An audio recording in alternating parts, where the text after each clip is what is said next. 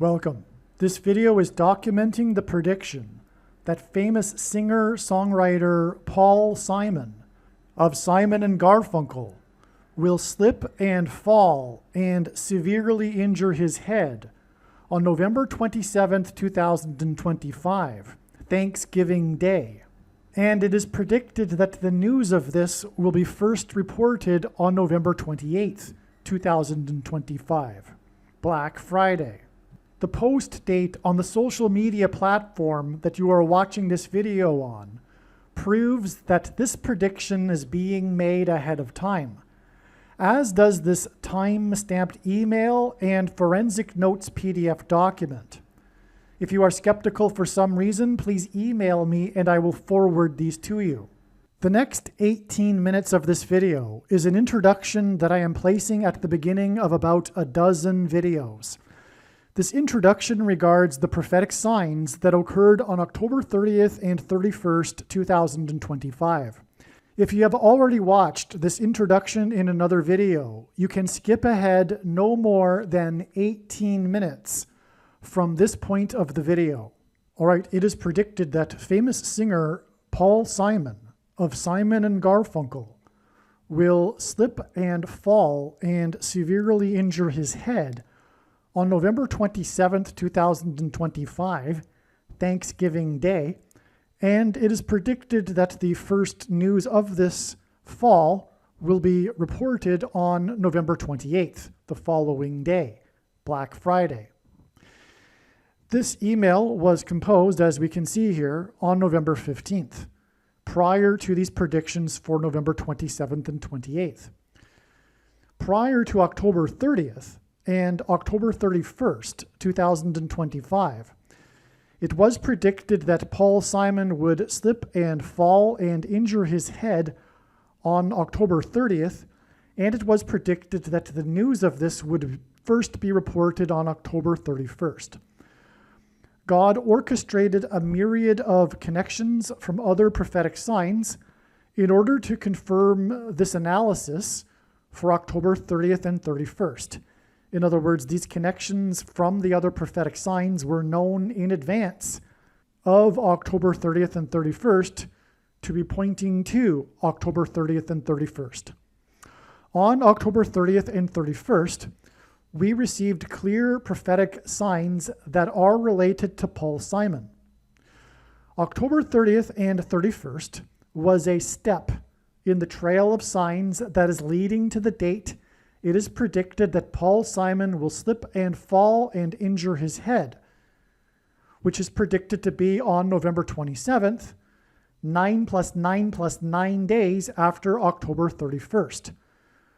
First of all, God repeats a number 3 times for emphasis of its symbolic meaning, and the most important number in God's true big picture of signs, patterns, and connections, which is only being explained on this channel, is the number 9, as from the Bible, the number 9 symbolizes God's judgment. What do I mean by step in the trail of signs? Well, God's prophetic signs, none of them can be properly or fully understood without their context and connections to the other prophetic signs, something that is mostly missed by other people that are interested in God's signs. And this is also why the vast majority of God's signs are completely unknown and missed and are only being talked about on this channel. The reason why God does this is He is able to tell stories through the big picture of signs and interconnected signs that He wouldn't otherwise be able to tell from one single prophetic sign isolated on its own. That's why these signs are not recognized in general by other so-called watchers, and the signs that are recognized are not fully appreciated or understood. The reason why God tells these stories is in order to communicate extremely important information and knowledge that everyone needs to know, that is only being communicated or explained, I should say, on this channel. And for example, there was a tremendous theme that God was using for October 30th and 31st, Halloween, that God didn't, I assume, I can gather, want to use for the final date of Paul Simon's fall and then death.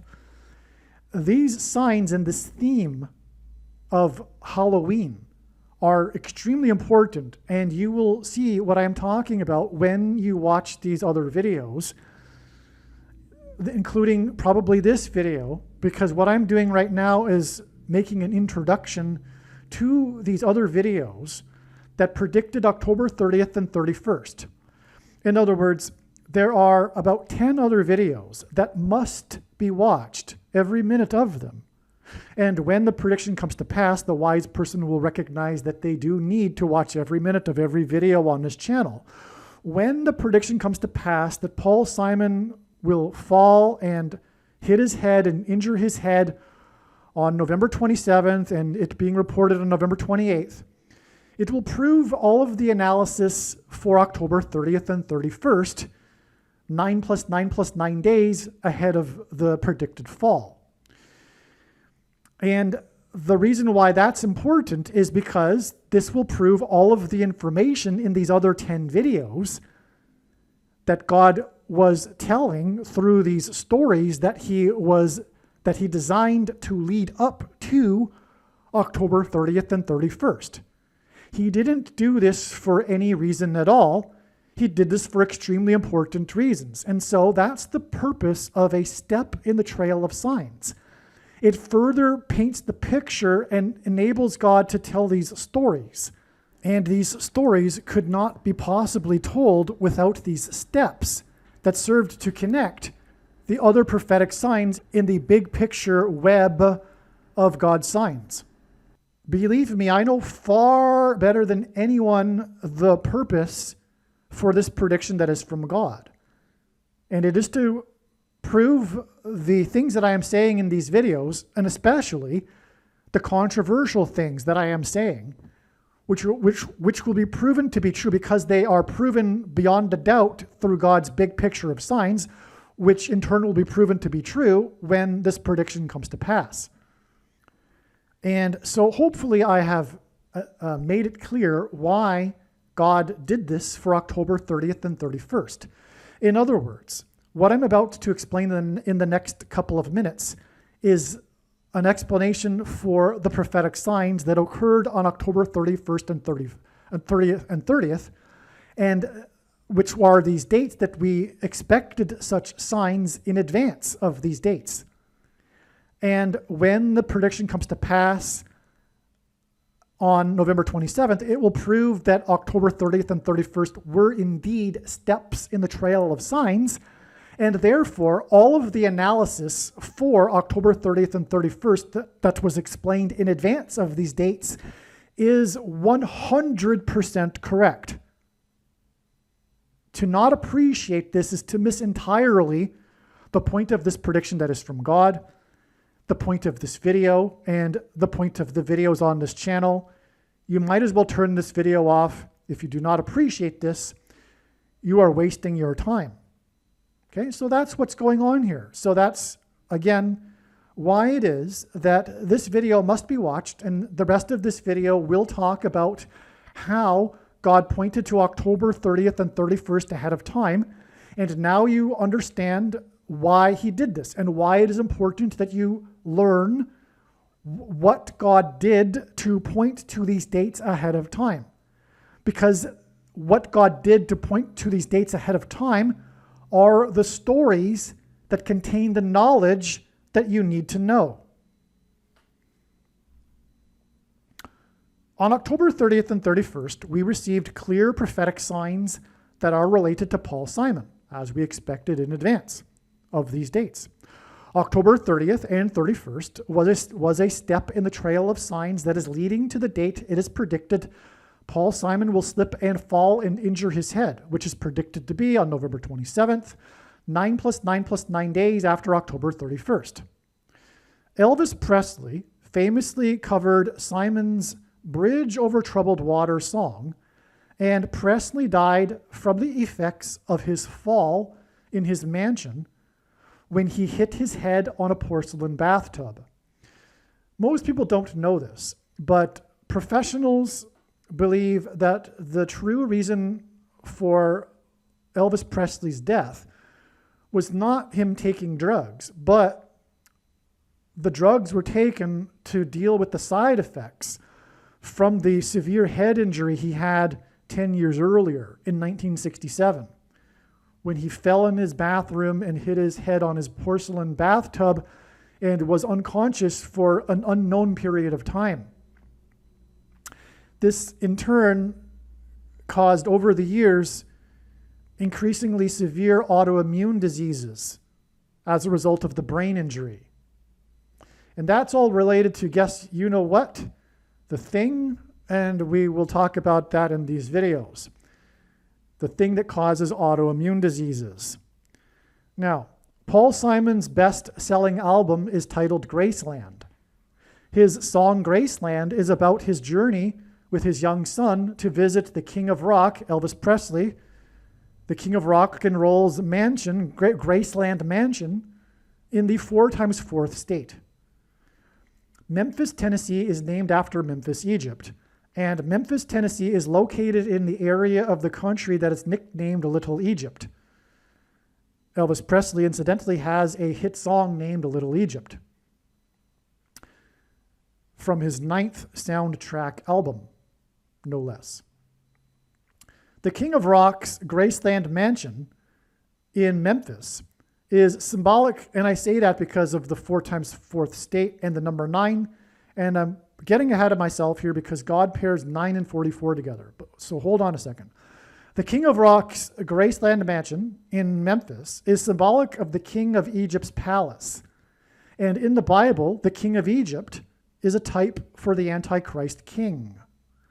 The Antichrist king, who will reside in the White House mansion that has 44 plus 44 plus 44 rooms, and God repeats the number 3 times for emphasis of its symbolic meaning, and is located at 4x400 Pennsylvania Avenue. This Antichrist king is the 44th president, and he was inaugurated in the year 09. This is why in his big picture of signs, patterns, and connections, God pairs the numbers 9 and 44 together. On October 30th, King Charles, and by the way, in the Bible, the Israelites escaped the persecution from the King of the King of Egypt, and likewise the Pilgrims escaped the persecution from the King of England, which is King Charles. On October 30th, King Charles formally stripped, and Paul Simon sang about the Pilgrims in his song American Tune.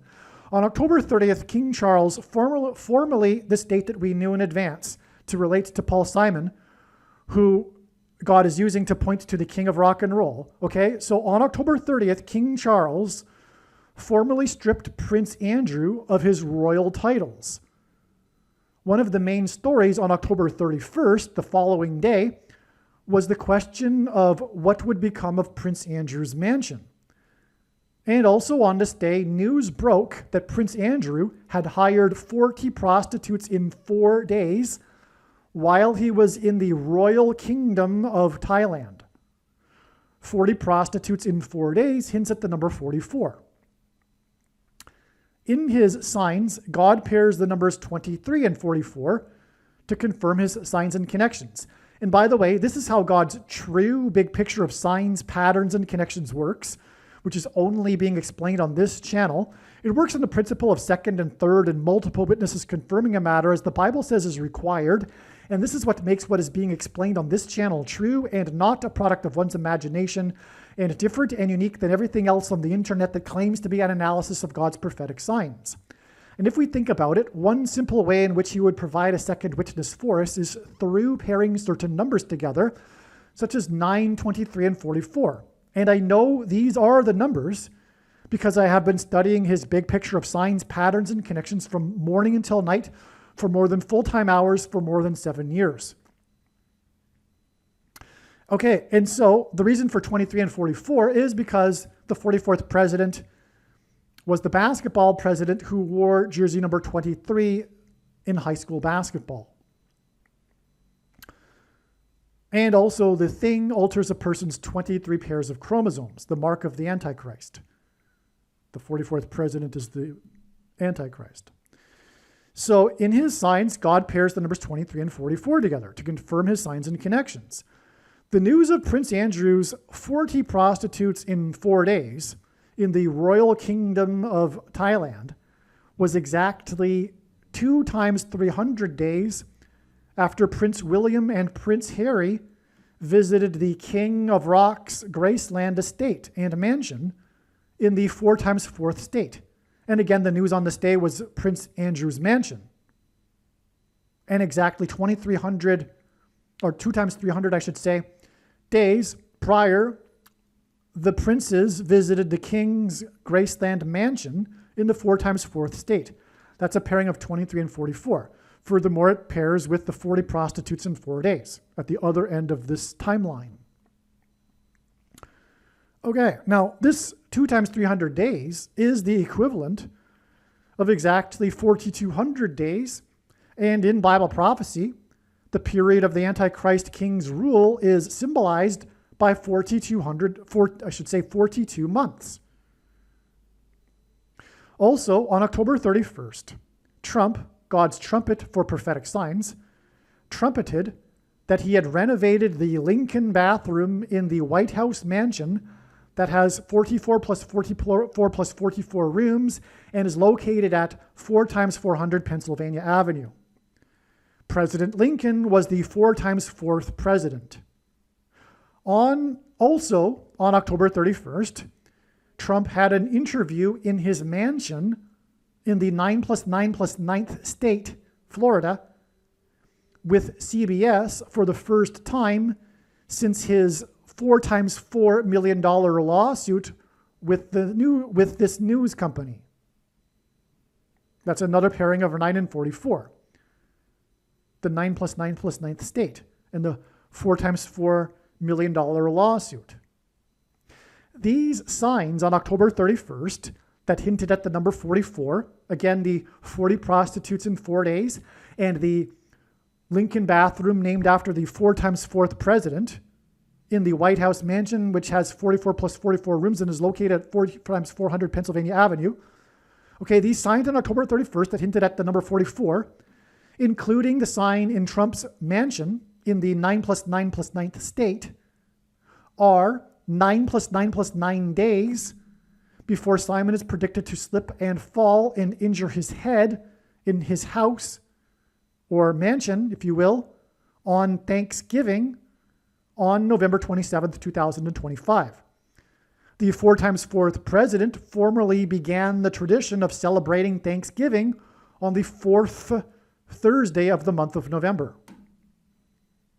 November is Latin for 9. The renovation of the bathroom in the White House mansion that is named after the 4 times 4th president hints at how Elvis died in his bathroom in his Graceland mansion from the effects of the fall that he had in his bathroom in his mansion years earlier. Likewise, Simon, who sang about the Graceland mansion, is predicted to slip and fall and injure his head and ultimately die from his head injury. Okay, I should also add that the Graceland mansion is in the 4 times 4th state. And so the renovation in the bathroom of the White House mansion that is named after the 4 times 4th president hints at how Elvis died in his bathroom in the Graceland mansion in the 4 times 4th state from the effects of the fall he had in his bathroom in his mansion years earlier. Likewise, Simon, who sang about the Graceland mansion, is predicted to slip and fall and injure his head like Elvis did and ultimately die from his head injury. Also on October 31st, Trump, God's trumpet, trumpeted that the U.S. is considering conducting a military raid in support of the persecuted Christians in Nigeria, Africa. Simon's Graceland album was controversial because he visited South Africa during apartheid and he used South African musical influences in his songs on the album. One of the released singles from the album is Under African Skies.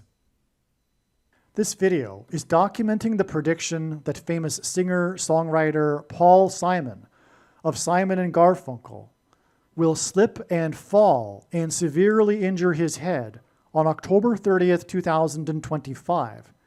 And the first news of this is predicted to be reported on October 31st, 2025. And it is predicted that Paul Simon will die on November 5th, 2025.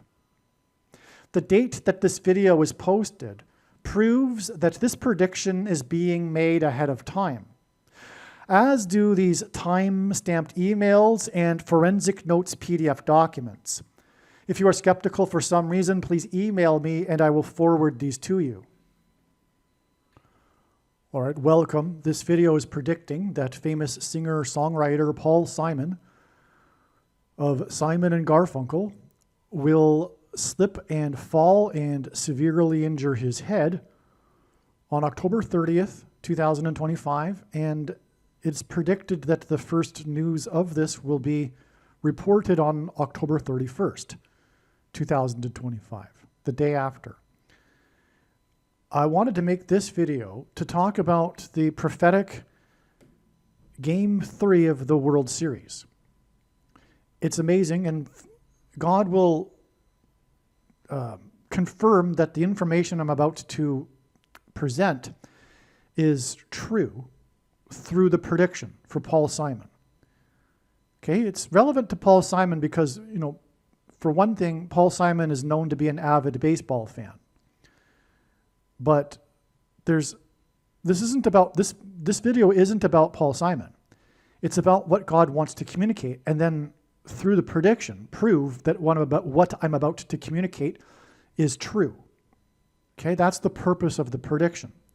And I know far better than anyone the reason and purpose for this prediction that is from God. And I'm about to explain some truly profound things. So let's get started. And let's begin with what I wrote here. This Game 3, okay? We're talking about this Game 3 of the World Series this year between the Los Angeles Dodgers and Toronto Blue Jays. This Game 3 tied the record for most innings in a World Series game at 18, which is 6 + 6 + 6, which is the number of the Antichrist in Bible prophecy and the mark of the Antichrist. Okay, and this record, and God uses records for signs. So this record, most innings, 18 innings. So if you don't know baseball, a regular game has 9 innings. This 18-inning game was essentially 2 games. Okay, and if the score is tied at the end of 9 innings, at the end of a normal 9-inning game, the game goes into extra innings until one team takes the lead and wins the game, and then the game stops. So in other words, the game continued to be tied all the way up until the 18th inning. Okay? And so this is very interesting because the last time this happened, the other record-setting game that went to 18 innings was also a Game 3. Okay? And it was exactly 7 years ago. Well, it was in 2018. It wasn't the exact date. Well, then again, wait a second. Maybe it was. It was within one day of an exact 7 years. But regardless, it is 7 years in terms of prophecy here because it's Game 3 to Game 3. And also, this is extremely relevant because in the most central prophecy in the Bible, a period of 7 years is symbolic of the end times and the period of the Antichrist. And it is only symbolic for those that don't know that yet, which is like pretty much everyone, I think, that's interested in prophecy. Everyone still thinks that it's an exact 7 years. But when this prediction comes to pass, it'll prove that this is God's true big picture of signs, patterns, and connections, which is only being explained on this channel. And it overwhelmingly proves that this 7 years, and also, by the way, the 1,260 days, for those who know what I'm talking about, is only symbolic. Okay? And it already began. We are already inside the 7 years, which began symbolically on January 1st this year, which is why, incidentally, there was 7+7 deaths in the 6+6+6 state in the attack in New Orleans with the truck. And then later in the day, another 7 were injured when the Tesla truck exploded in front of the Trump Hotel in Las Vegas, which is the 6x6 state. But that's just scratching the surface of how that's confirmation of the symbolic beginning of the 7 years. But I'm not going to get into that subject any more than I just have, except to say that was also a Paul Simon sign, because it was a Wednesday morning at 3 a.m. was the timing of the attack. And Paul Simon and Garfunkel's first album was Wednesday morning, 3 a.m. But for the relevance of all of that, I also explained countless other times in other videos. And also, when the prediction comes to pass, the wise person will recognize that they need to watch every minute of every video on this channel. Okay, that's why I won't repeat everything every time. So, we have these two record-setting games. But the thing about them, too, is that they were both played in Los Angeles. And there are two baseball teams in Los Angeles, but they were both played in the Los Angeles Dodgers Stadium, exactly 7 years apart. And that's because God is using Los Angeles to hint at fallen angels, which is, of course, relevant to the end times in the book of Revelation, which is essentially a time in which the demonic realm collides with the earthly realm. Okay, so now what's also a parallel is that both of the games were won after 18 innings with a walk-off home run in the bottom of the 18th by Los Angeles. A walk-off home run is when a player hits a home run to end the game. Okay, it means that the game is over because the game doesn't need to continue anymore. The team has just won in the bottom of the inning of the last inning of the game. In this case, it was the 18th inning. Okay, so both games were won in dramatic home run fashion. Okay, both were walk-off home runs, and they were solo home runs as well, both of them. 7 years apart, and both in Los Angeles. Both record-setting 18 innings, okay? And that's because, as I'm explaining here, which is why I wanted to make this video, because it's giving me an opportunity to explain at least a small part of the extremely prophetic 2018 World Series, which I made a video about afterwards back then, but that's long lost. So this information is not on the internet anymore, and I'm not even going to explain it all, but at least I get to explain some of it. So the hero of and I'll explain why the 2018 World Series was particularly extremely prophetic. And so here we go. So the hero of the 2018 World Series, the player that hit the home run to end the game, was player number 13. And the hero this year that hit the home run to end the game after an exhausting 18 innings was player number 5. 13 plus 5 equals 18. And again, the game went to 18 innings in both years. And the first of these two instances was in the year 2018. And again, 18 is 6 plus 6 plus 6, which is the prophetic significance here. The name of the hero of this year is Freeman. The hero in 2018 had what the media called a Cinderella story, and the game went past midnight, the first time that a World Series game went past midnight, local time. All right, and that's saying something too, because the game starts early because it's on the West Coast and it's a World Series game, so it has to start early so the East Coast audience can watch the game. So that the fact that it went past midnight is exceptional, but of course it went 18 innings, so you get the idea here. But the prophetic significance of this is twofold. One, it confirms the Cinderella story, or I should say vice versa. The Cinderella story confirms the significance of the game going past midnight, the first time this had happened in a World Series. Well, at least I guess on the West Coast? Well, whatever. Okay, so anyway. So the reason why it was a Cinderella story is because the player at the time was a rags to riches story. From what I recall, it was a long time ago, but the prior year or even earlier in that season, he was in the minor leagues and, trying to get to the majors. And it's not like he was a young guy and a rookie or something. He was just a guy that wasn't really making it in the majors or something. He was in the minor leagues, okay? Not a fresh out of college player.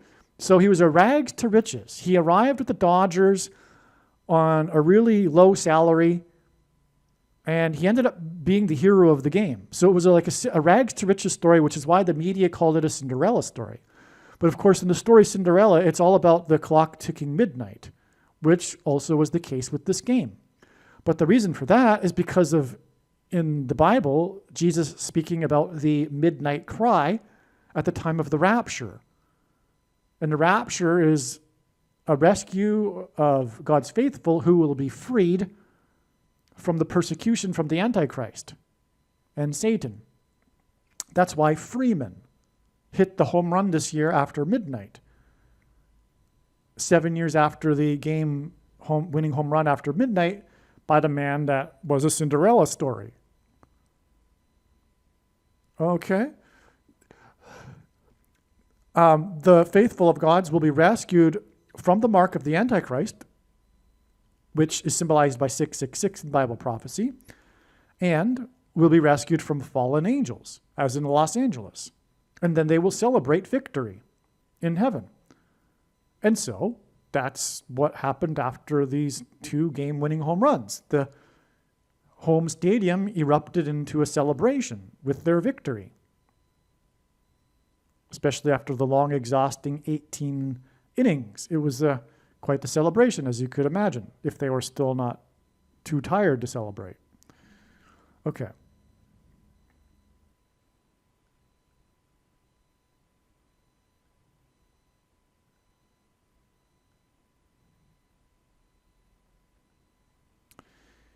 The hero of the game in the 18-inning game in the year 18 was number 13. This hints at Revelation 13:18, which is the passage regarding the mark of the Antichrist in which the number 666 occurs. Okay, so again, he was number 13. It was the year 18, but it was also the record-setting at the time 18-inning game. And it still is the record. It's just now been tied. Again, 18 equals 6 plus 6 plus 6 as well. But anyway, this hints at Revelation 13:18 because he was player number 13. And the reason why this hints at Revelation 13 is because of what I mentioned and explained, the Cinderella story and the game going past midnight. And then the midnight cry. Well, actually, the cry went out in the stadium once he hit the home run. It was a cry of celebration. All right, but it was a midnight cry, actually.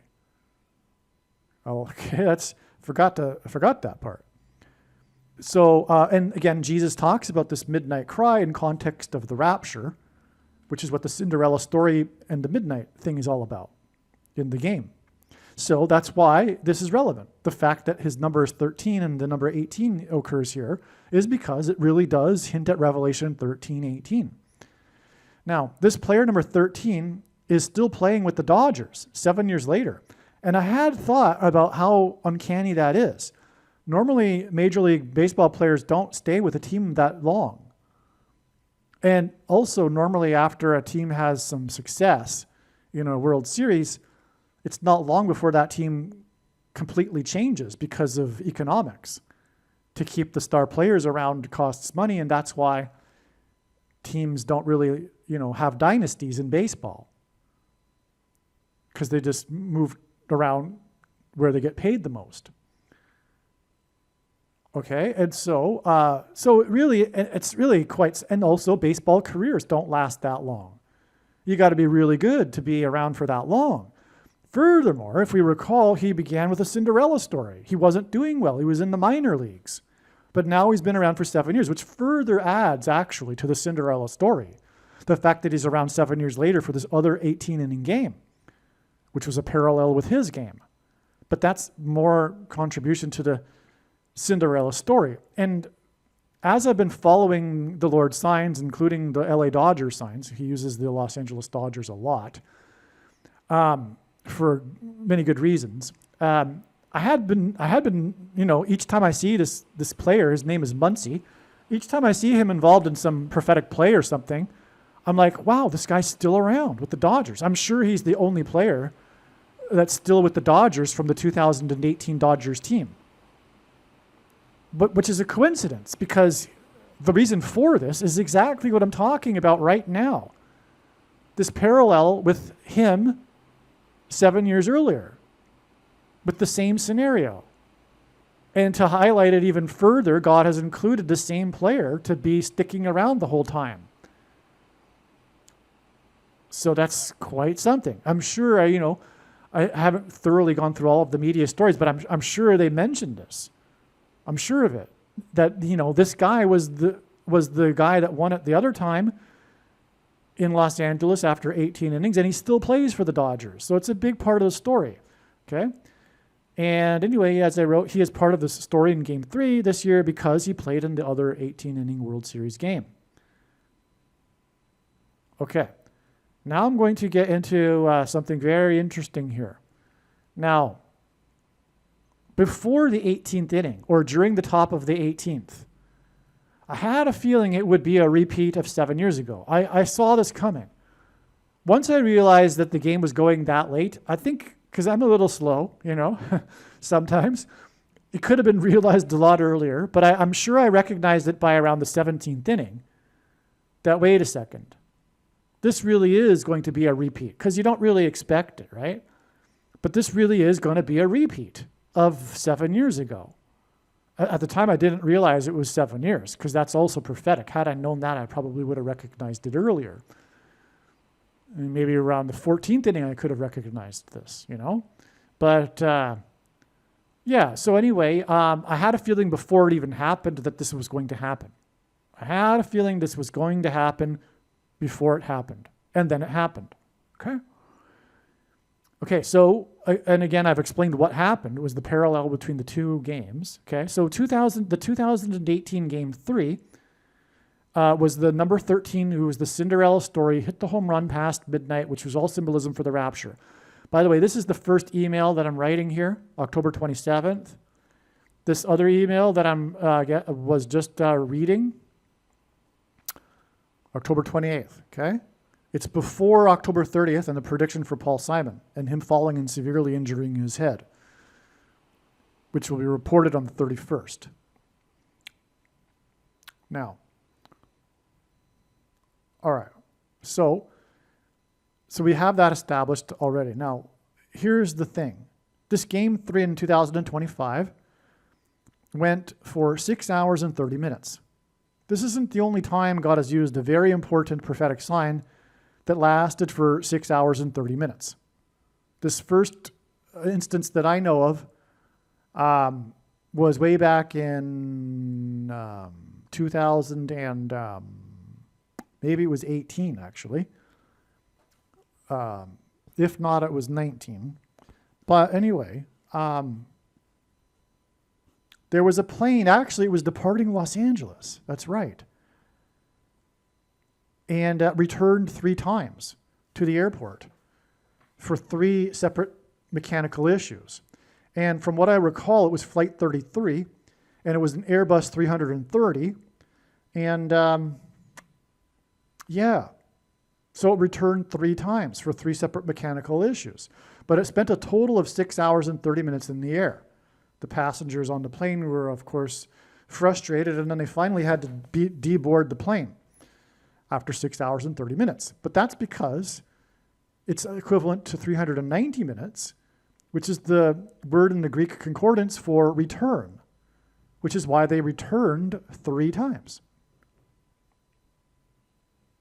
Okay, for 3 separate mechanical issues. The whole story was about how the plane kept returning.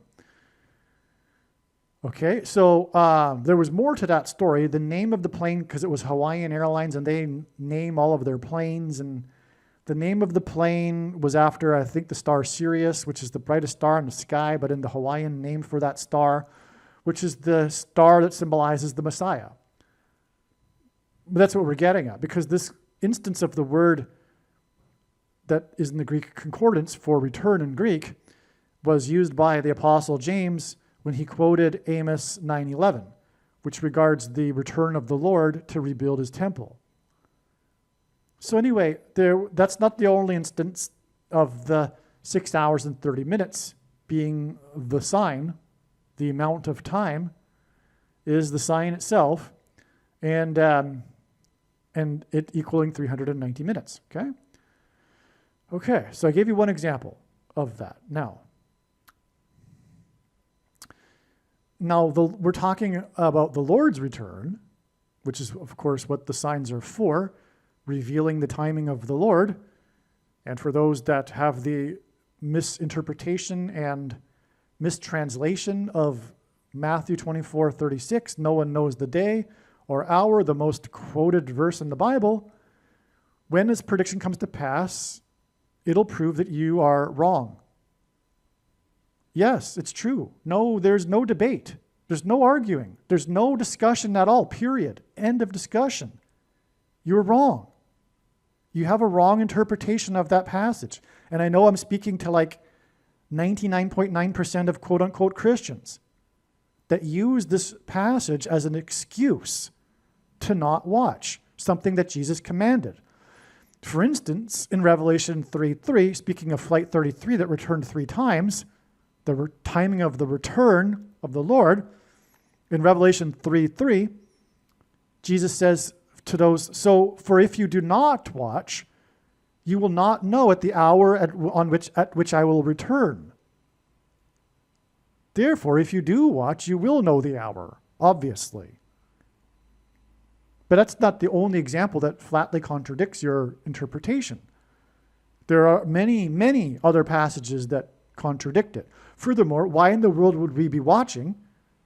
For what? It's obviously to watch for the timing of the Lord. And for those that are like in between, you want your cake and eat it too, who say, well, we can know the season, but we can't know the day or the hour. Hogwash, malarkey. And you're only having that position because you're still tied to the heretical doctrine of imminence, which is a false doctrine from Satan. The doctrine of imminence is false. There's so many contradictions. So I don't want to get into that. I don't want to make this video about theology or doctrine. This is not about doctrine, but that's why I'm going to use a hammer on you and be blunt and drive it into you. When the prediction comes to pass, it'll prove what I'm saying is true. And I know far better than anyone the reason and purpose for this prediction that is from God. To not appreciate that is to miss entirely the point of this prediction, this video and video channel. You might as well turn off the channel if you don't appreciate this. You are wasting your time. You do not get it. Okay? This prediction is not for you to go, oh, cool, neat. You were able to know this ahead of time. That's pretty interesting. No, that's not the purpose of the prediction. It is possible to know the timing of the Lord's return. Furthermore, Amos 3:8, the Lord does nothing without his servants first knowing what he's doing. And also, we have the examples in the Bible of God's servants knowing the precise timing of the impending judgment. For example, Noah, which is why right after Jesus mentioned no one knows the day or the hour, but it's not translated correctly, he gets into a parenthesis and talks about Noah. And what do parentheses mean? It means that there's a thing that's contradicting what was just said. It's like related to what was just said. That's what a parenthesis is. Okay? And Noah knew the timing of the Lord's return. But the truth is, actually, to be fair, the Lord purposely hid the knowability of the timing. Okay? It's for the purpose of fooling people that don't want to watch. He purposefully camouflaged it. so that you would, if you wanted to, buy into the false doctrine of imminence. That's actually the truth of what's going on. And also to give you pastors, which Jesus forbid. Because the master of the house that would not let the thief break in if he knew the timing of the Lord is referring to pastors, because Jesus is the thief. And that's why if you talk about anything regarding the timing of the Lord inside a alpha male dominated so-called church where the guy gets up on stage for about 45 minutes and performs and gets paid, if you're in one of those settings and you talk about anything related to this, you'll be immediately escorted out of the church. It's like the worst thing you can possibly do is talk about how the doctrine of imminence is not true. But you wouldn't even talk about, you just even say something about a prophetic sign. If you ask the average quote-unquote Christian if they could name one prophetic sign, even though Jesus commanded them to watch, they wouldn't even understand the question. They would be like, what are you talking about? That's how lost they are. They are the sleeping bridesmaids, which Jesus warned, and in that passage, incidentally, he commands to watch. The sleeping bridesmaids were not watching. They didn't know the timing of the Lord. They didn't have enough oil because of it, which is the case with a lot of quote-unquote Christians. Now, the 5 that were sleeping and did make it, they weren't watching either, but they had enough Holy Spirit, which is symbolized by oil. So none of the 10 bridesmaids were watching, but some made it anyway, which is going to happen with the rapture. There'll be people that have no idea about any kind of prophetic signs that will make the rapture. And according to the parable, it's 50%, but I suspect it could very well be far less than that of quote-unquote Christians, far less than that. It's just a metaphor. But at least 50%, you could say. I'm sure it's probably more, but that's just my opinion. Are not going to make the rapture. And it's because they're sleeping. And it's because of the false doctrine of imminence. That's a big part of it. You cannot understate that. It really does matter. The reason for knowing is to keep you awake. There's a purpose for watching. It's not just for, oh, cool, neat, God's doing these prophetic signs. But I don't really need to know about it. I just love God. I just love Jesus. I don't really need to know about these prophetic signs. That's cool, you got something going on here in this video, but I'm not going to take it into my memory. I'm not going to remember it 5 minutes later. I'm just going to go about my day and, read the Bible a little bit, whatever you want to do, but I'm not going to really think about it at all. And so because they don't need to, because no one knows the day or the hour, so it's kind of irrelevant. That's why. It's not relevant. No one knows the day or the hour. There's no real point. What are you going to, in their minds, you're like, what's the point? What's the purpose of this? Okay, cool, you're doing that, but it's not really that productive, is what the pastor would say. But Jesus commanded us to watch. And they're not watching. But he commanded repeatedly to watch. For very good reason. Because the doctrine of imminence is false.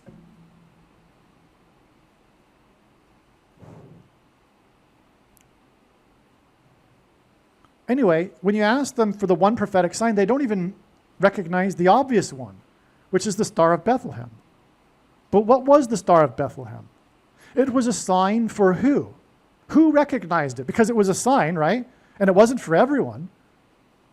It was for the wise men. And they knew the timing through this sign of the Lord's first coming. And when they arrived to Jerusalem, King Herod and everyone were like, what are you talking about? What sign? We didn't see it.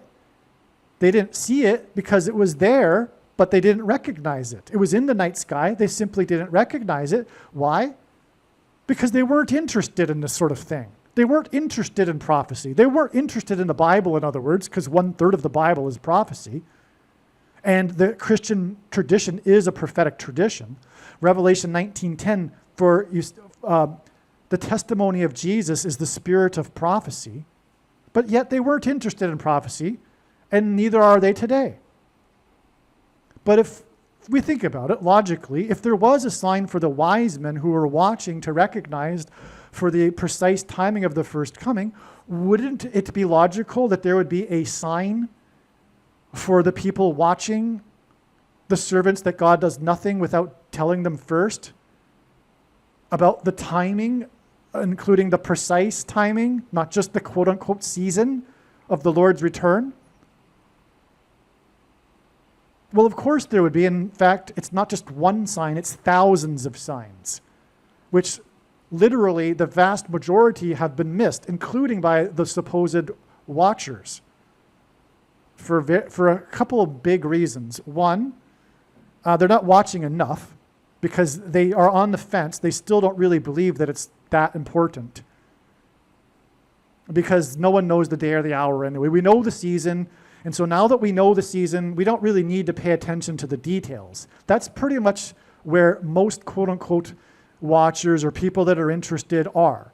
They're like, it's somewhat interesting, but I'm like focused on my other Christian stuff because, well, we already know the season, and it's going to be soon. We don't really need to pay attention to the details. It would only be by someone who knows that the doctrine of imminence is from Satan that God would be able to reveal his true big picture of signs, patterns, and connections, which is only being explained on this channel. Because how many people do you know that think that the precise timing of the Lord is possible? Even the watchers, quote unquote, don't know that or think or believe that. And so they're half interested. At least they're half interested. The vast majority of Christians are not really interested at all. But another reason why the majority of the signs aren't recognized is that the full intended meaning of all of the prophetic signs cannot be fully or properly understood without their context and connections with the other prophetic signs, which is only being explained on this channel. That's right. When they see these signs, if they see them, they don't really know what to make of it. They don't understand them because they don't know the context.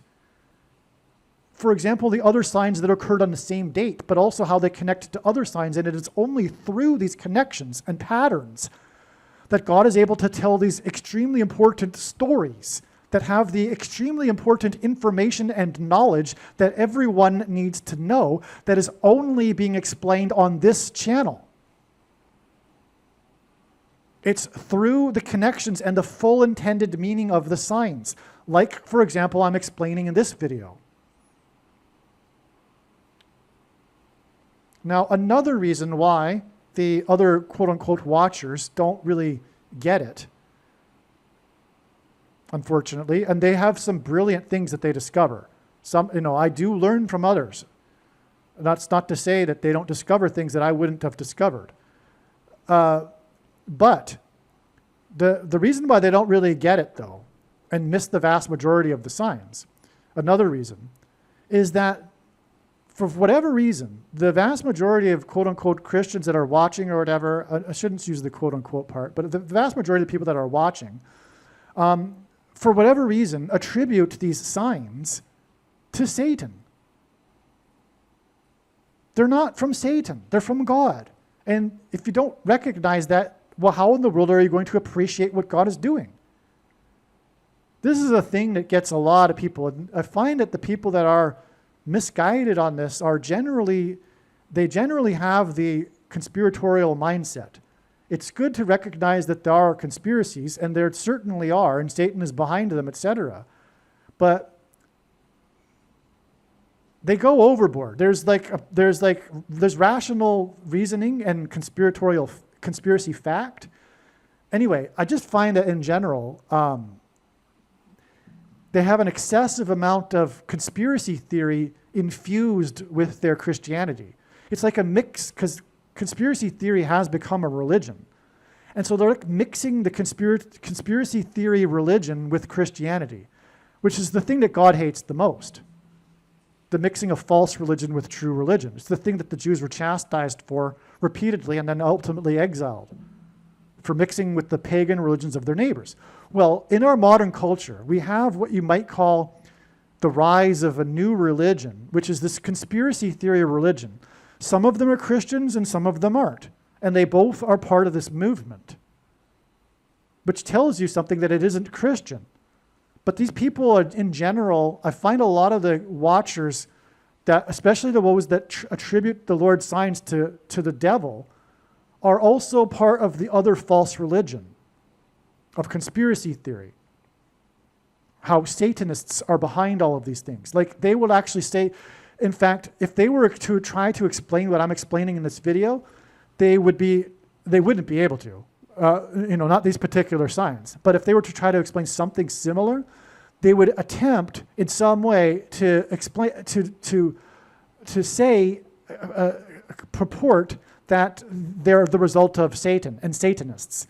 They would say, for example, all sports are rigged, and the guy that hit the winning home run was part of the Satanist conspiracy, etc. I mean, it's just ridiculous, which is why they're not able to watch properly, and God can't use these people.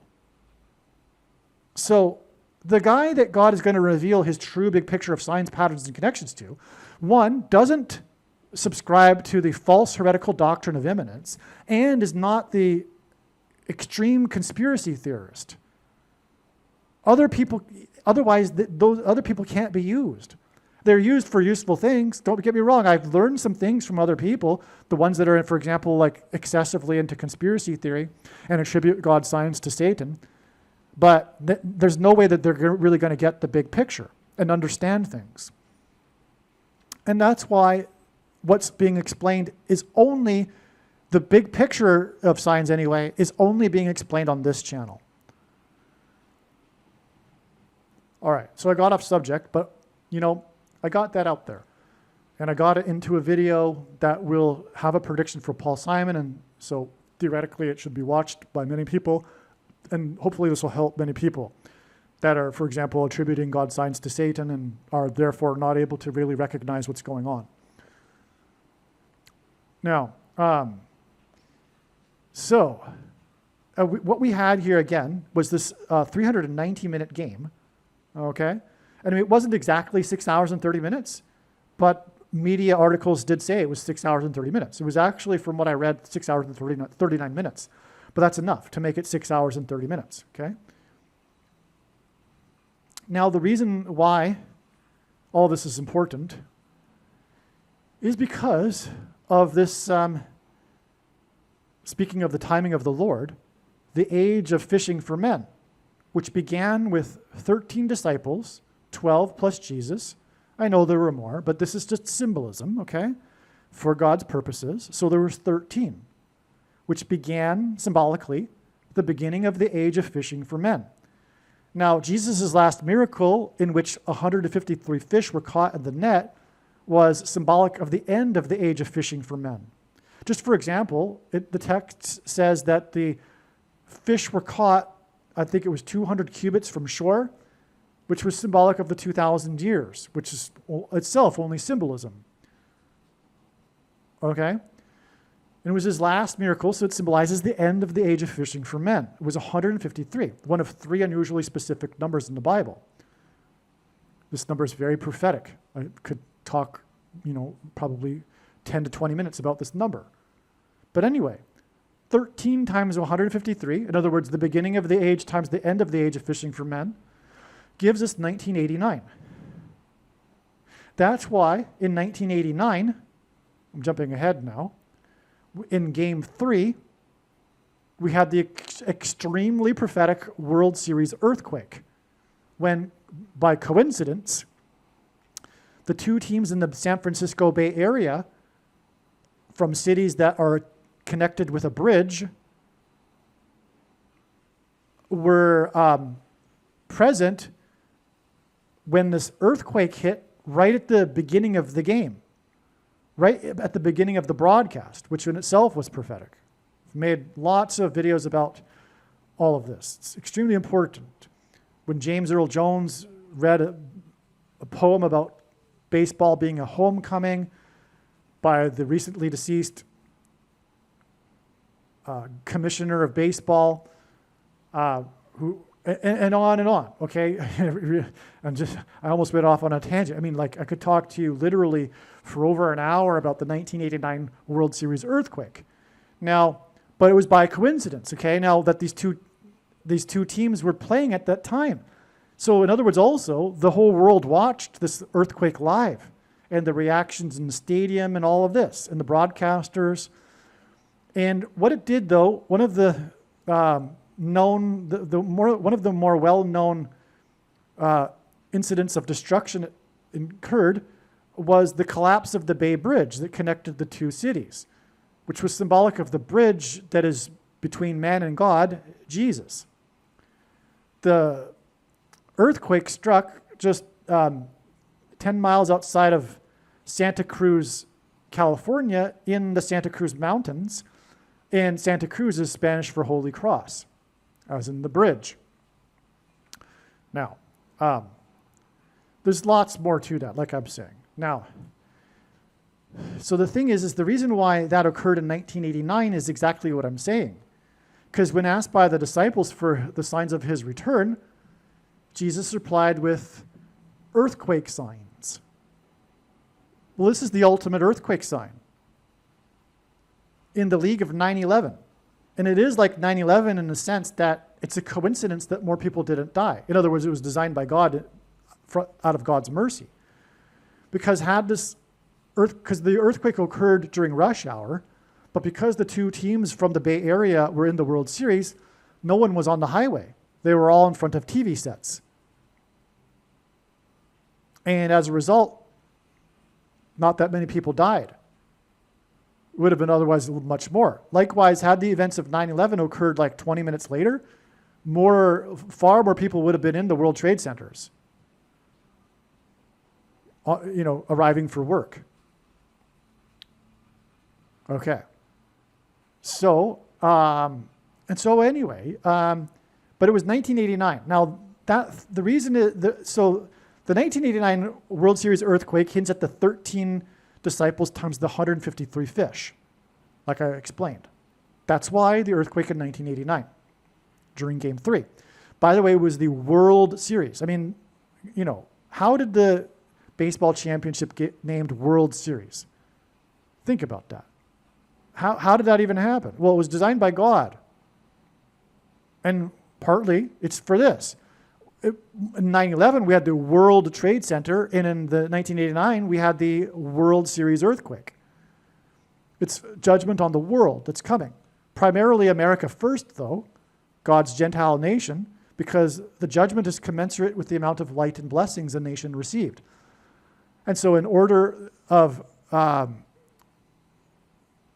in the order of God's interest in terms of judgment, first is America, and next are the English-speaking countries, and after that are other West European countries, and then after that are other nominal Christian countries, like Catholic countries, which aren't really Christian, but kind of. But anyway, okay. So we have the 1989 years, and we have the 1989 World Series earthquake. Well, Jesus began his ministry in 29 AD, and we know that from the Gospel of Luke. It's not a controversy. It's not a speculation. Okay? It says right in the Gospel that Jesus' ministry began in the 15th year of Tiberius, and we know from history that Tiberius began his reign in 14 AD. So 14 plus 15 is 29 AD. Now, that's why when we add 1989 to 29 AD, we get 2018. That's why the 2018 World Series was so extremely prophetic.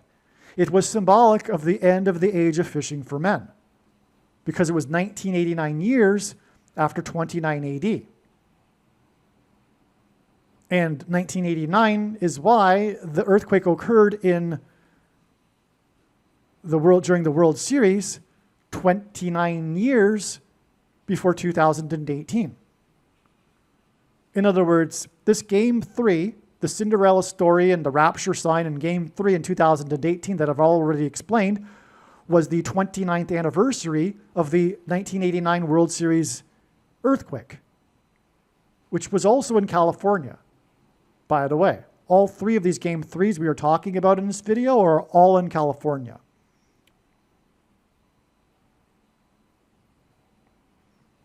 Now, okay, so that's why, now, there were so many parallels also with the 1989 World Series. For example, the 2018 World Series opened with James Taylor singing the national anthem in Boston. Well, the opening of the broadcast of Game 3, the ABC network played the song Hello, Old Friend by James Taylor, which was itself symbolism or a hint at, because it came right after James Earl Jones read the poem about baseball being a homecoming. And the homecoming, of course, is referring to Jesus, the second coming. That's why the song after that was Hello, Old Friend by James Taylor, which is why the 2018 World Series, 29 years later, began with James Taylor. And on and on. There's like so much to the 2018 World Series, but I'll just end it like on that note for now. Okay, and again, 2018 was 29 years after the 1989 Game 3 World Series earthquake, because Jesus' ministry began in 29 AD and began with 13 disciples, and 13 times 153 is 1989 years, which gets us to 2018. Now, in Bible prophecy, in the most central prophecy, is a symbolic 7 years. And this year was 7 years. And this Game 3 was 7 years after the Game 3 in 2018. And both of them, as I just explained, had these parallels with the 18 innings and all of that, and the home run that ended the game, etc. Okay? All right, now, so the 1989 Game 3 was also exactly 36 years before this Game 3 in 2025. The number 36 hints at 666, the number of the Antichrist. The 7 years period symbolizes the Antichrist, but also this 36 years period symbolizes the Antichrist, because 36 hints at 3 sixes, but it's also 6 times 6, and also 2 times 18, which is 6 plus 6 plus 6. And also the 36th triangular number, which in a triangle of numbers, the last number in the 36th row is 666. And 1 plus 2 plus 3 plus 4 all the way up to 36 equals 666. Okay, and so that's why we have this 666 years connection between these two Game 3s. The one with the World Series earthquake, which by the way was in San Francisco, because the first of the two Antichrists is Pope Francis. But this other one at the other end was won by Freeman, which hints at the rapture and rescue and the freeing of God's faithful from the mark and persecution from the Antichrist, the Pope.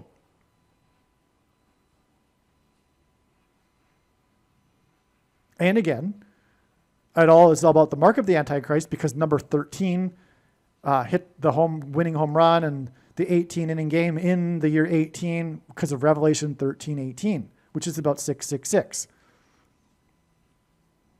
Because that's where the number occurs, Revelation 13:18. By the way, it says to calculate the number of the man.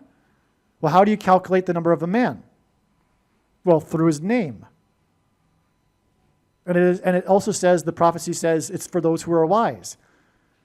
And therefore, those who are unwise will not be able to get this. But those who are wise will find it very simple and straightforward and obvious. The title of the Pope in the medieval days, including on a very famous, well-known decree that began the Catholic Church, a significant one regarding the Catholic Church, the Pope's title, and it's on his staff and his crown, Vicarius Filii Dei, which is Latin for Vicar of the Son of God, because the Pope claims to be the representative of God, which is blasphemy. But the Vicar of the Son of God in Latin, Vicarius Filii Dei, is in Roman letters. Well, we use the Roman alphabet. English uses the Roman alphabet. But this is in Latin, in other words, the Roman language. And in and vicarious filii Dei is equal to, in Roman numerals, which are letters, 666, 666. That's what the equivalent numeric value of vicarious filii Dei adds up to. Now, the reason why the wise don't get this, or the unwise don't get this, or they'll say, oh, that's interesting, and I always thought maybe, that there was something with the Catholic Church, and maybe the Pope could be the Antichrist. They're still not wise enough to get it. But the wise will get it because the wise understand that the Pope is always going to be the Antichrist. Not only is it clear from Old Testament prophecy, for example, Daniel chapter 9, the prince who is to come is of the people who would come and destroy the city and the sanctuary. Well, who destroyed the city and the sanctuary? The Romans. And the first emperor was the first pope. The first pope was an emperor. And, but anyway, there wouldn't have been a Protestant Reformation without the knowledge that the Pope is the Antichrist. But we've lost that wisdom, and today people are unwise. And they don't recognize that Catholicism, I'm talking about other non-Catholics, they don't recognize that Catholicism isn't Christianity. It's not a legitimate denomination of Christianity. It's man-made religion on top of the Bible, the thing that God hates the most. As again, the Jews did this, they mixed their true religion with the pagan religion of their neighbors, which is what Catholics do. Because when Rome converted in 313 AD, which is why, by the way, Pope Francis was elected on the date 313 in the year 13, when Rome converted, it didn't do away with its pagan traditions. It just repackaged them to make it look like Christianity. And for example, the worship of the fertility goddess, Ishtar, Aphrodite, Isis, it goes back to Babylon, the home of pagan religion, which is, by the way, why Peter, in his writing in the epistle, in the Bible, referred to Rome as Babylon. And Peter was never in Rome. There's no evidence for that. It's ridiculous. He wasn't in Rome, but he also referred to Rome as Babylon in a derogatory way. And so, okay, so that's enough of that. But I had to, I guess, mention that because we are talking about the San Francisco Bay earthquake, the World Series earthquake. And we are talking about the 666 from Revelation 13:18, which is about the number of the man, and that's what his number is. I'll just give you a little image to help you see that. 1 second. Okay, so you can see here, the Pope's title that's on his crown and his staff. The staff, by the way, it's another carryover of pagan religion, because the priests of Dagon had the same morbid, crooked staff that the Pope has, and on and on. So vicarious filii Dei, okay, 666 is what it equals to. Actually, I may have confused the staff with the mitre hat. The vicarious filii Dei title is on the hat, which also is from the priests of Dagon. Because when you look at the weird looking Pope hat, if you look at it from the side, it's a fish head. And it's even got the two tails from the back. That's the fish tails. But the side of the hat is a fish head because the pagans back in the day worshipped the fish god Dagon. Why did they worship the fish god, by the way? Well, that's related to how they worshipped fertility, and vaginas are in the shape of a fish. So there's this other coincidence involving this game. The coincidence is the famous country music singer Brad Paisley performed the national anthem before the game, which, by the way, does hint at the coincidence of James Taylor back in the 2018 World Series that I already explained. But anyway, we have Brad Paisley doing the national anthem before the beginning of this Game 3. And as the news articles point out, Brad Paisley has done this performance of the national anthem prior to 4 Los Angeles Dodgers World Series games. Okay?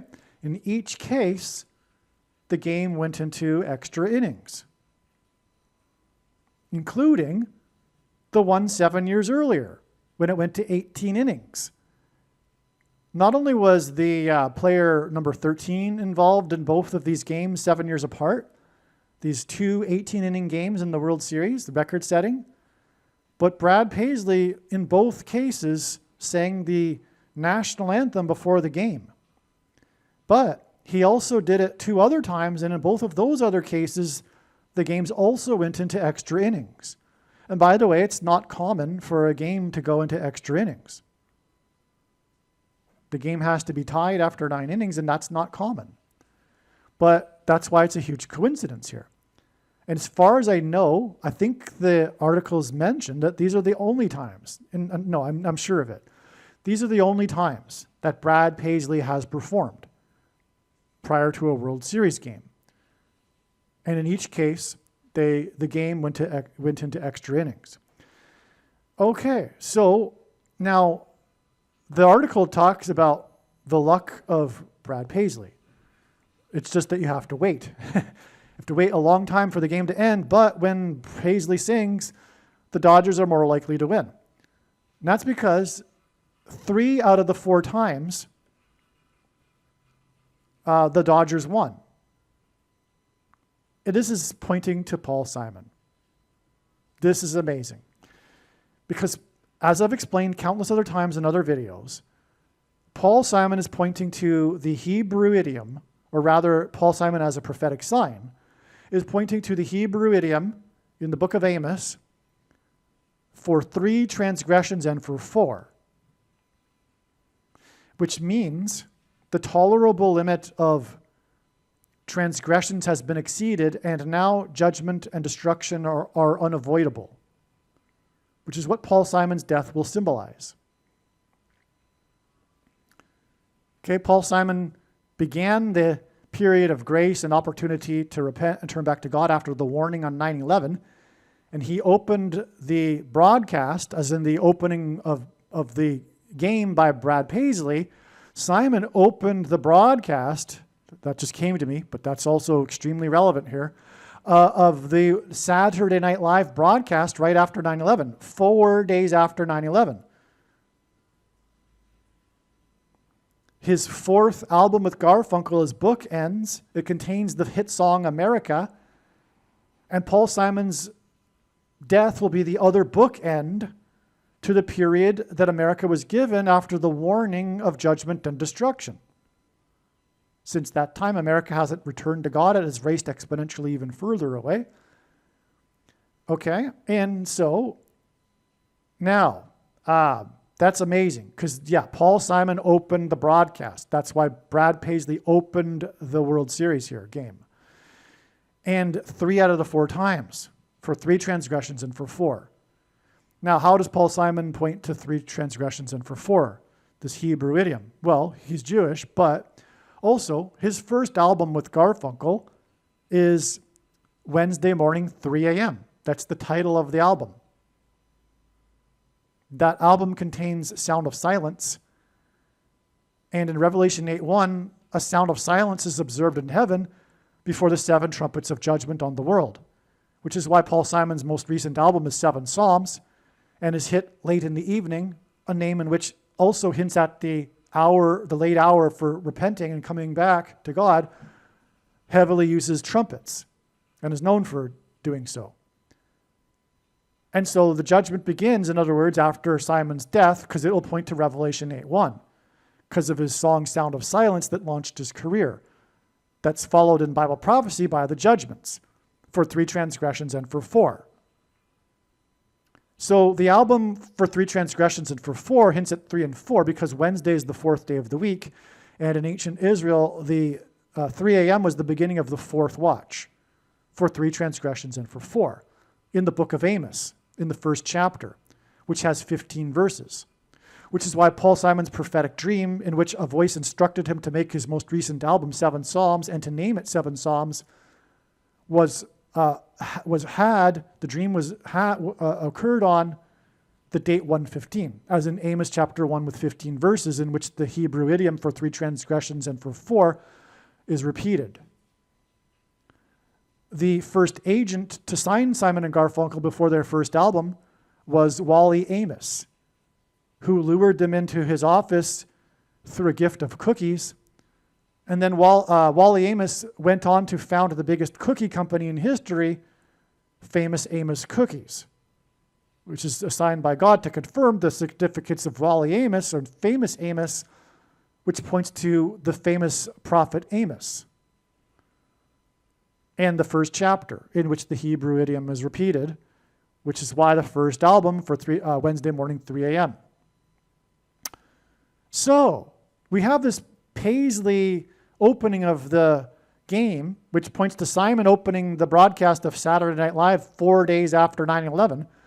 And this Paisley game, Game 3, is 4 days before it's predicted that news will be reported of Simon's fall and severe injury of his head.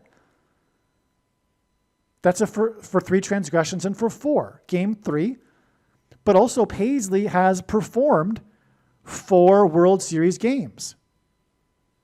And like I said, the Dodgers won 3 of them. So Paisley, this was his 4th World Series game that he performed at, is 4 days before the death of the news of Paul Simon's fall. Now, it's predicted that Paul Simon will actually fall 3 days later on the 30th, but the news will be reported on the 31st. That's why the LA Dodgers won 3 of the 4 games. When we add the 3, we get to October 30th. Because the game and the singing of Paisley was on the 27th. Now, lastly here, Paisley and Simon connect to each other. They've both praised each other's work. Both are very famous and have long, prestigious careers in their music. But they also perform together for this amazing thing that makes it a prophecy.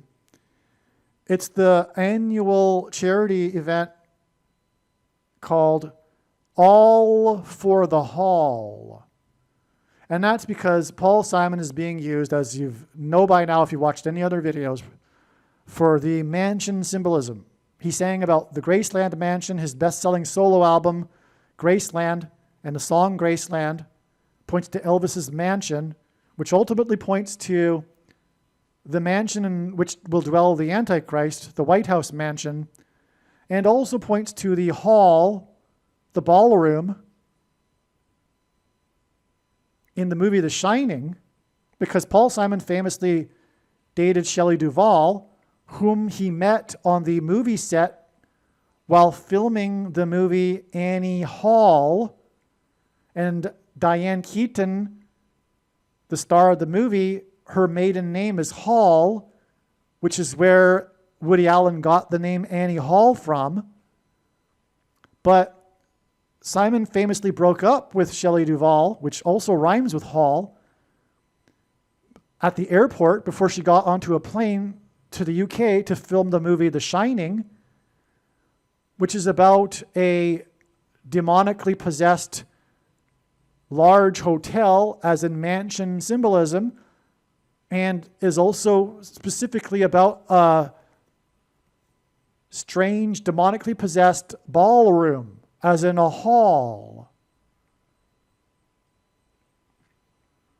Now, there are these coincidences in the movie The Shining that are from God, not from Kubrick.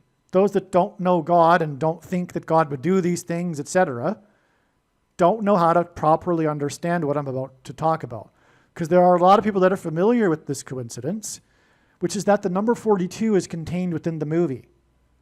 For example, in the movie, the boy Danny and the mother, Shelley Duvall, are watching a movie called Summer of 42, which was a big movie in 1971 that was nominated for 4 Academy Awards.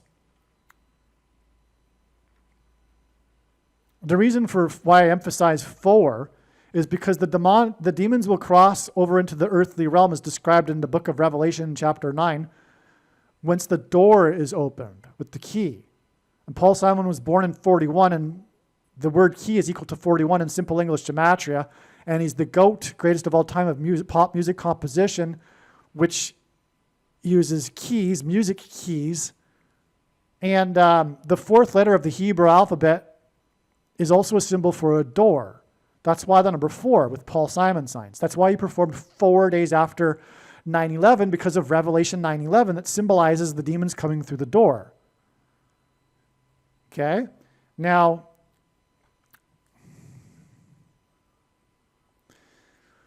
the movie Summer of 42 was not put into the movie by Kubrick so that he could play a neat little coincidence game for people involving the number 42.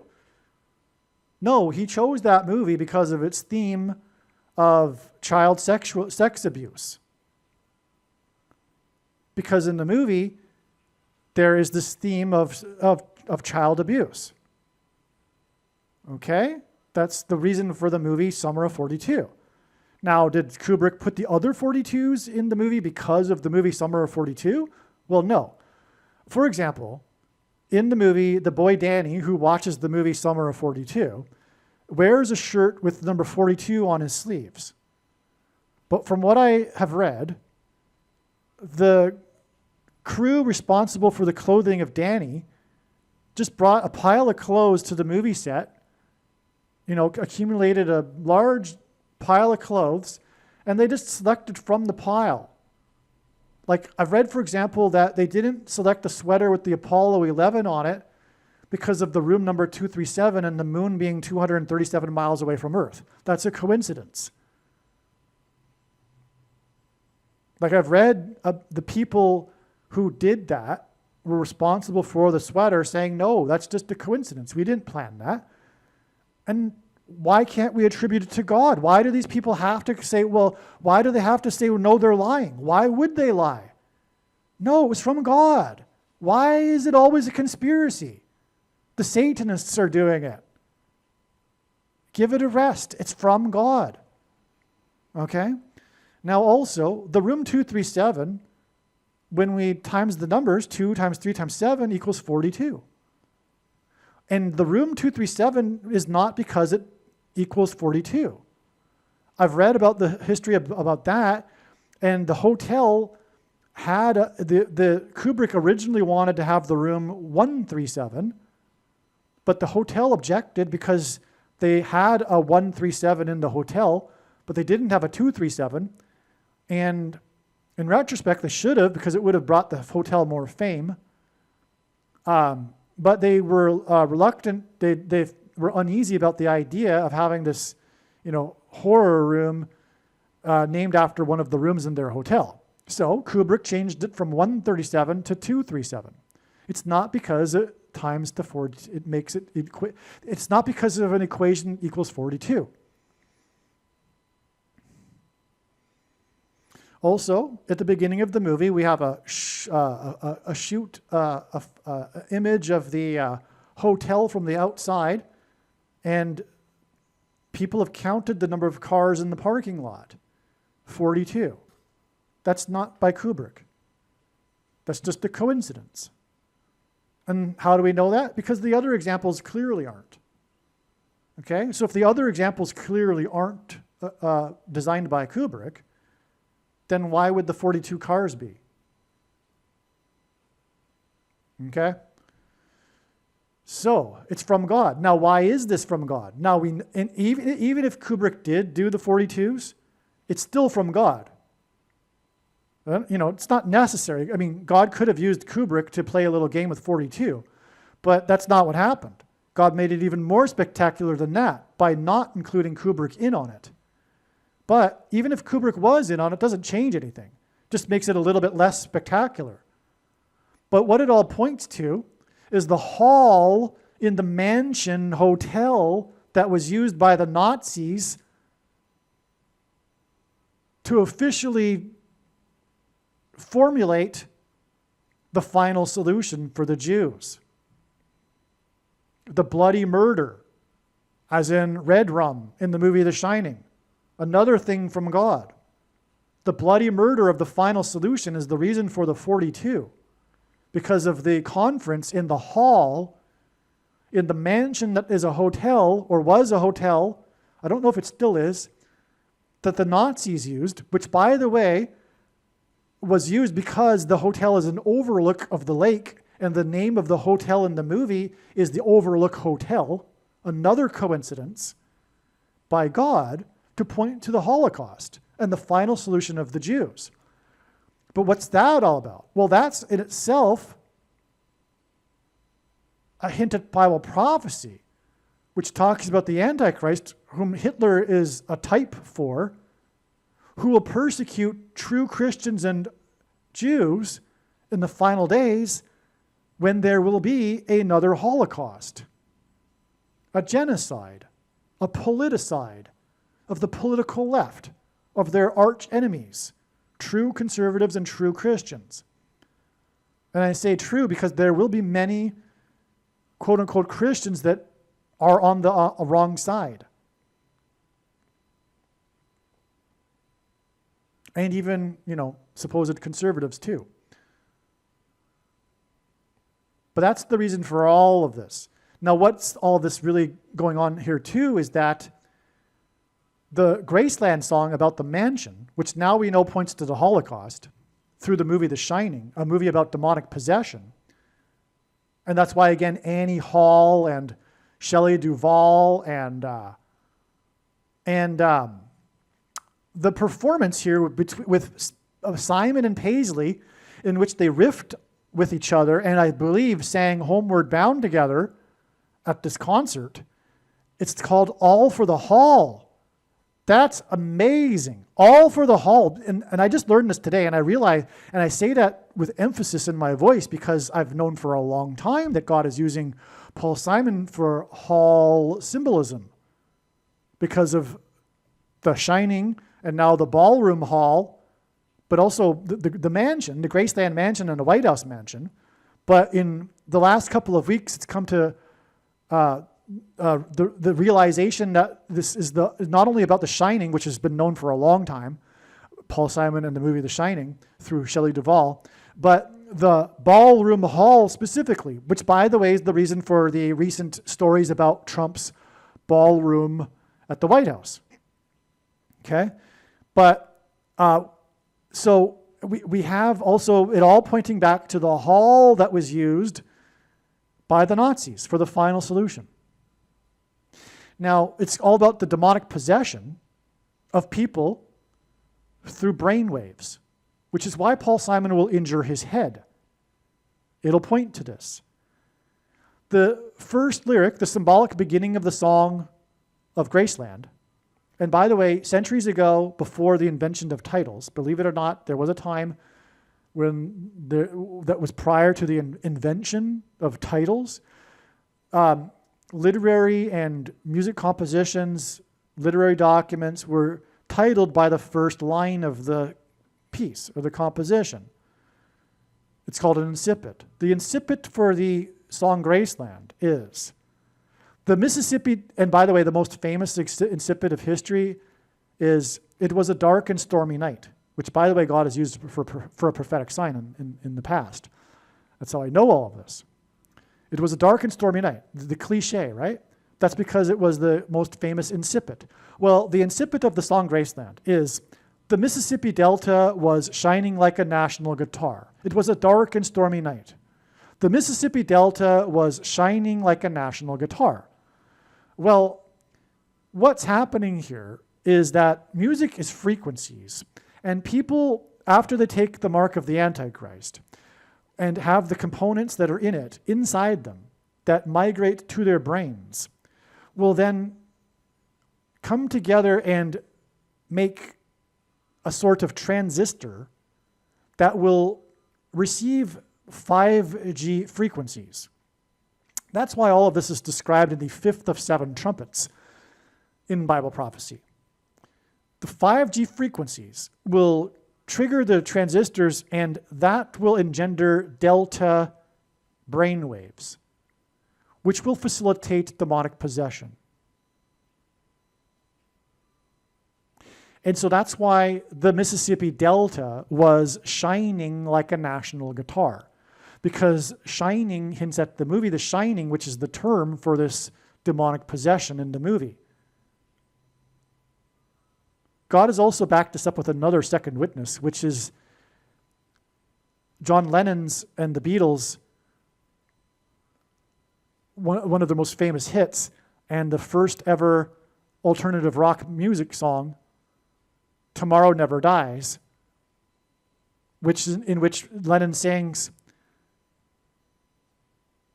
about tuning your brain, and then, I forget the lyrics exactly, tuning your brain, come in, tune out, whatever, and it is not shining, it is not dying, it is shining.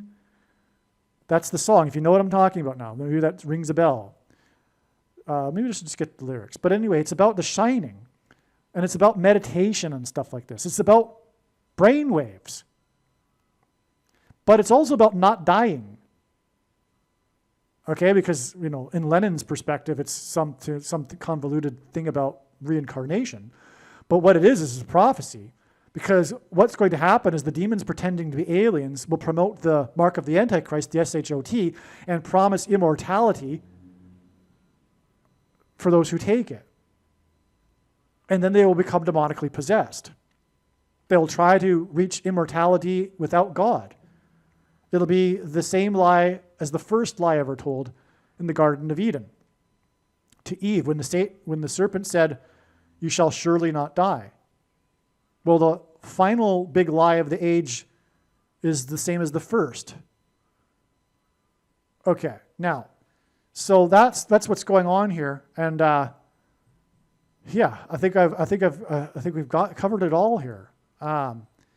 That's why Paisley and Paul Simon performed together at the All for the Hall thing, which ties them together, which makes Paisley's performance at the baseball game relevant to the prediction for Paul Simon, who was a baseball fan, 4 days later and 3 days later, because Paisley sang three times when the LA Dodgers won.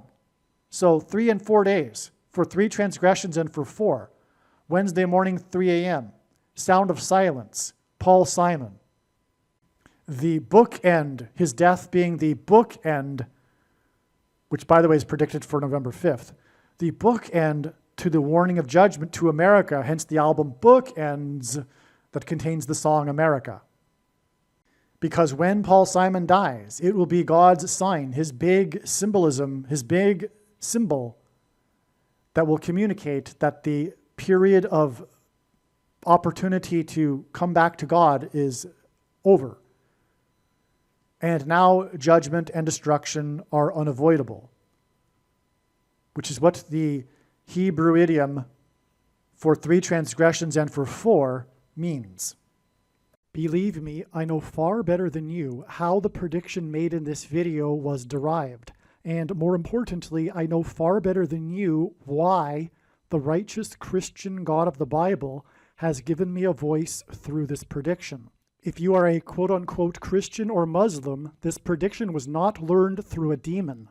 Be warned that blaspheming the Holy Spirit is the unforgivable sin. If you are a New Ager or New Spirituality person, this prediction was not learned through somehow tapping into the supposed universal collective consciousness. If you are a conspiracy theorist, this prediction was not learned through figuring out a supposed code that the Illuminati and Satanists are using. This prediction was learned through the Bible and through watching carefully the Lord's prophetic signs, which Jesus commanded all Christians to do. Besides proving that Jesus Christ is the Lord, the reason why God has given me a voice through this prediction is to prove that the controversial things that I am saying in the videos on this channel are the truth. Therefore, a wise person will want to watch all of the videos on this channel. What I will also do is create a video or two that summarizes some of the controversial things that the Lord will prove to be true when the prediction being made in this video comes to pass. I will leave links to these must-watch videos in the description box below this video. Again, the purpose of this prediction, that is from God, is to prove these things that I will talk about.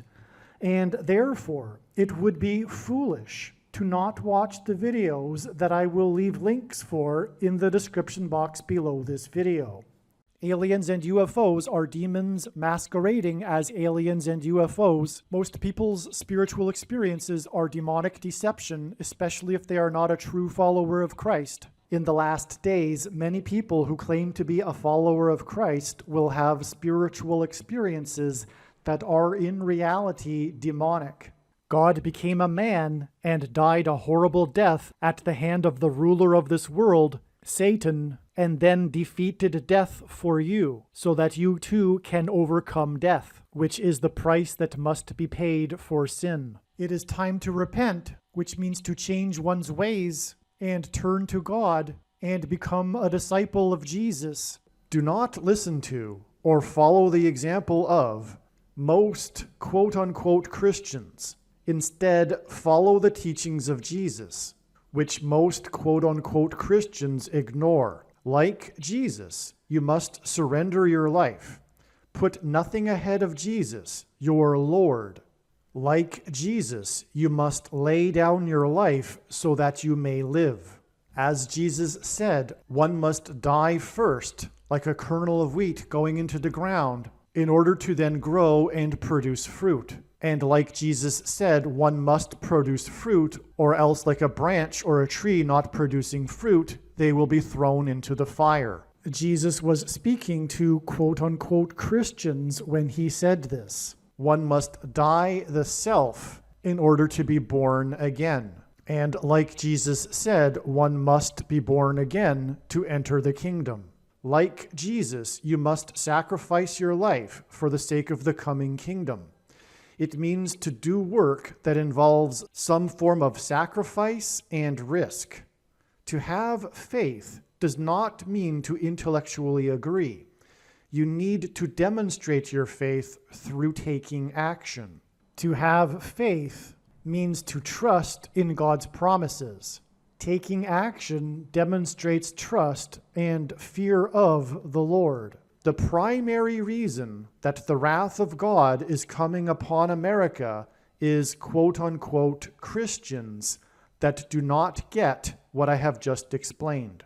The only reason a Christian is alive is in order to help other people become Christians and make it to the kingdom. Do not be deceived by those on the political left claiming to be quote-unquote Christians. There is no such thing as a Christian on today's political progressive left. Jesus said, "Do not think I have come to abolish or change any bit of the law or the prophets of the Old Testament Bible." In other words, the God of the Old Testament Bible is the exact same God of the New Testament Bible. It is essential that you learn about the God of the Bible and his ways. The God of the Old Testament Bible is looking to see who will fear him, and to fear God is not the same thing as quote-unquote revering or honoring God.